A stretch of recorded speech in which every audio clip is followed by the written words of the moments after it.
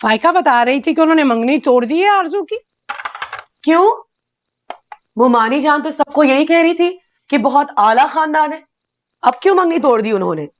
कोई वजह तो नहीं बताई उसने, लेकिन ये कह रही थी कि लड़के की और आरजू की कोई अंडरस्टैंडिंग नहीं हुई। मैंने भी नहीं कुरेदा, हालांकि सिर्फ अंडरस्टैंडिंग ना होने पे कोई मंगनी तो नहीं तोड़ देता। अम्मी, बड़े अमीर लोग हैं आपके भाई और उनका खानदान, अमीरों के तो कोई और ही नखरे होते हैं। हमें देखें, 5 साल से मंगनी करके बैठे हैं, शादी के लिए कितनी मिन्नतें की, और वो अंडरस्टैंडिंग ना होने पर इतना अच्छा रिश्ता छोड़े। बस बेटा, अपने अपने नसीब की बात है, लेकिन मुझे तो लगता है कि खाली अंडरस्टैंडिंग वाली बात नहीं है, कोई और ही चक्कर लगता है। लेकिन फायका बताएगी थोड़ा ही। अगर कोई और चक्कर होता ना तो मम्मानी इतने कीड़े निकालती कि आप गिन भी नहीं सकती थी। अगर चक्कर है भी तो वो आरजू की तरफ से, लड़के वालों की तरफ से नहीं है। और वो किरण का भी बता रही थी। किरण का क्या? वो बता रही थी कि किरण और सिकंदर के झगड़े शुरू हो गए। झगड़े? किस वजह से? फायका बता रही थी कि किरण बहुत बदतमीजी करती है सास और शौहर के साथ, छोटी छोटी बातों पे बहस करती है और गुस्सा दिलाती है सिकंदर को। सिकंदर ने सुना, उसको गुस्से में एक थप्पड़ भी लगा दिया। ये तो बड़ी गलत बात है। हाँ, इसीलिए तो किरण की सास ने शिकायत भी की है किरण के माँ बाप से। मैं किरण की नहीं, सिकंदर की बात कर। झगड़ा कितना भी बड़ा हो जाए, बीवी पर हाथ तो नहीं उठाना चाहिए। मर्द से अगर बात बात पे जबान दराजी की जाए तो फिर यही होता है। मर्द कहाँ बर्दाश्त करता है बदतमीजी को। जो भी है अम्मी, ये बात गलत है। अदनान कभी किरण को गलत कह सकता है? आप इससे भी बड़ी गलती बताएंगे ना किरण की, तब भी ये उसी की साइड लेगा। बात साइड लेने की नहीं है, बात उसूल की। छोटे मोटे झगड़ों में किसी को मारना पीटना तो नहीं चाहिए। अरे मारा पीटा कहाँ होगा, बस ऐसे एक आध थप्पड़ लगा दिया होगा। अम्मी, थप्पड़ मारना भी मारना पीटना होता है। मुझे बहुत अफसोस हुआ ये बात सुन के।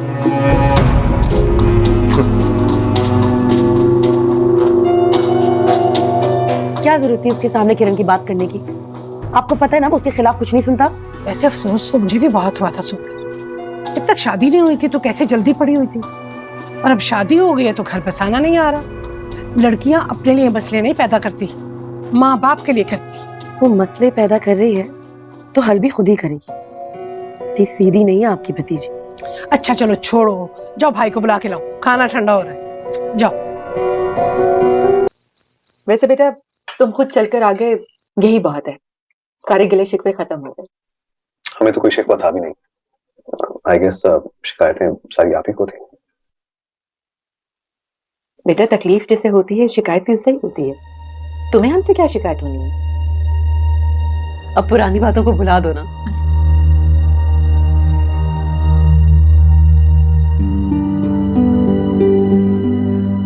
भैया आजकल क्या मसरूफियत है बता? कुछ खास नहीं खालू, बस वही ऑफिस के काम में बिजी रखा हुआ, नथिंग न्यू। ये बिजनेस जो है ये ऐसी तो नहीं हो जाती है, तो पसीना करना पड़ता है समझे। खैर तुम आ रहे थे तो अम्बा को भी ले आते ना, वो खा रहे थे। वो घर पे ही नहीं थे तो उन्हें कैसे लाते?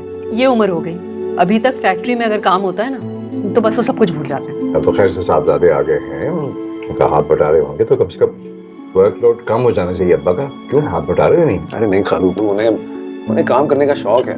एक काम खत्म नहीं होता दूसरा काम शुरू कर देते। Is a workaholic. तुम अपने खालू को ये बात क्या बता रहे हो? ये भी तुम्हारे पापा के कबीले के हैं। मियाँ ये मेहमानों के पास से बैठे रहोगे या खाना भी खाओगे? खाओ।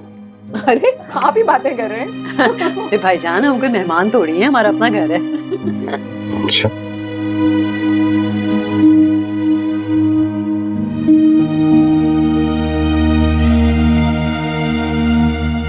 मम्मी, आपको उन्हें घर पे इनवाइट करने की क्या जरूरत थी?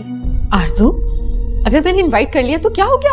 अभी आपके नजदीक कुछ नहीं हुआ। वो मेरी बहन और भांजा है और कोई पहली दफा नहीं आ रहे वो यहाँ पर। मम्मी, पहली की बात और थी, अब की बात और है। आरजू, वो मेरी सगी बहन है, 100 दफा वो मुझसे माजरत कर चुकी है और मैं छोड़ तो नहीं सकती ना उसे। मैं आपको छोड़ने को नहीं कह रही, आपने उनके घर जाना है 100 दफा जाएं, लेकिन एटलीस्ट उनको यहाँ मत बुलाया करें। अच्छा, और अगर कोई खुद आ जाए तो उसे घर से निकाल दूं? घर से निकालने की जरूरत नहीं, लेकिन एटलीस्ट मुझे ना कहा करें कि उनके सामने आके बैठो। अगर तुम थोड़ी देर के लिए उनके सामने आकर बैठ गई तो कौन सी कयामत आ गई है?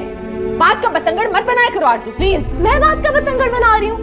क्या आपको जरा सा भी एहसास है कि उन दोनों को साथ लेके मुझ पे गुजरती है, ये आसान काम नहीं है।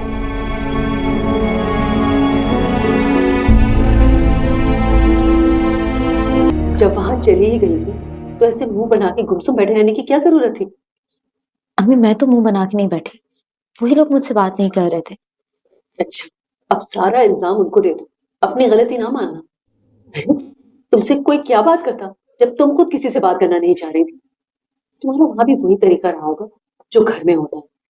जब लोग कहेंगे तो कह देना कि सास बुराइयां करती होंगी तभी लोग कह रहे हैं। अम्मी मैं मेहमान थी वहां पे, खुद तो बात नहीं कर सकती थी ना। वो लोग बात करते तो मैं क्यों ना करती, मैं तो ढीठ बन के वहां पे बैठी रही। देख रहे हो तुम अपनी बीवी के बात करने का तरीका? अम्मी मैं सिर्फ वजह बता रही हूँ। किरण, बड़े डूए, अम्मी कुछ कह रही है तो सुन लो ना, जवाब देना जरूरी है। ये कोई बात करने का तरीका है जिस तरह तुम्हारी बीवी बात कर रही है?